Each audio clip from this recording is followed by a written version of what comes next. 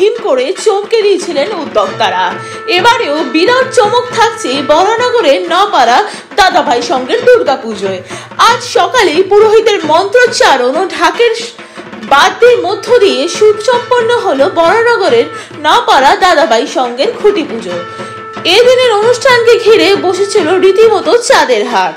ছিলেন দমদমের কেন্দ্রের সাংসদ সৌগত রায়, ছিলেন বরানগরের নবনির্বাচিত বিধায়ক ও অভিনেত্রী সায়ন্তিকা ব্যানার্জি, অভিনেতা সোহন চক্রবর্তী, বরানগরের বিভিন্ন প্রতিনিধিগণ। উদ্যোক্তাদের দাবি, প্রতি বছরের মতোই এবছরও দাদাভাই সংঘের মণ্ডপ সজ্জা আকর্ষিত করবে দর্শনার্থীদের।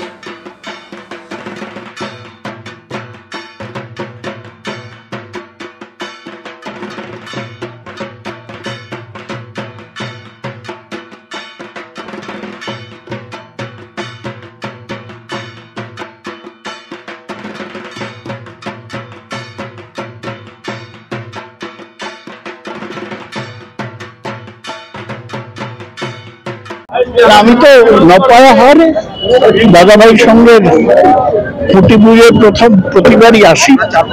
এবারে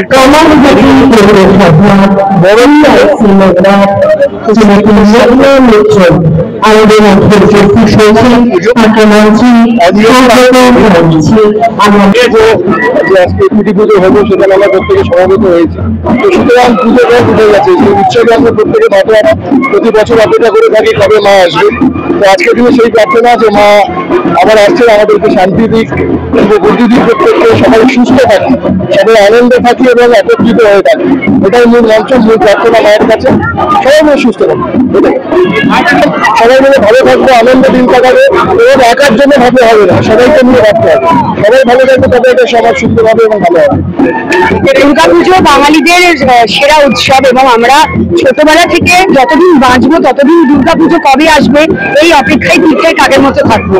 এবং এইবার খুব আনন্দ লাগছে যে নপাড়া দাদাভাই সঙ্গের সাথে আমিও যুক্ত এবং এই পরিবারের সাথে আমিও পুজোটা কাটাতে পারবো। আমরা অসাধারণ মায়ের প্রতিমা দেখেছি, সিলিকনের প্রতিমা, যেটা সারা বাংলা জুড়ে এবং কার্নিভালেও বিশেষ তারা একেবারে আকর্ষণ ছিল।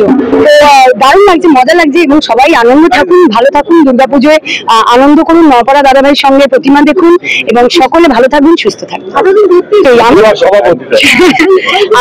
আমি বিধায়ক এবং সভাপতি তো আছি, কিন্তু আমি বরানগরের পাড়ার মেয়ে হিসেবে সকলকে নিয়ে আনন্দ করতে পারবো, মজা করতে পারবো, সেটা ভেবেই খুব ভালো লাগছে, সত্যি খুব ভালো লাগছে। দাদাভাই সঙ্গে চমক আছে, কিন্তু চমকটা এখন বলা যাবে না।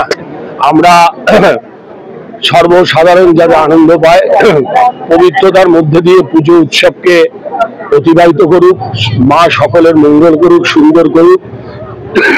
মায়ের কাছে প্রার্থনা করবো অশুভ শক্তির বিনাশ হোক, শুভ শক্তির উন্মেষ হোক।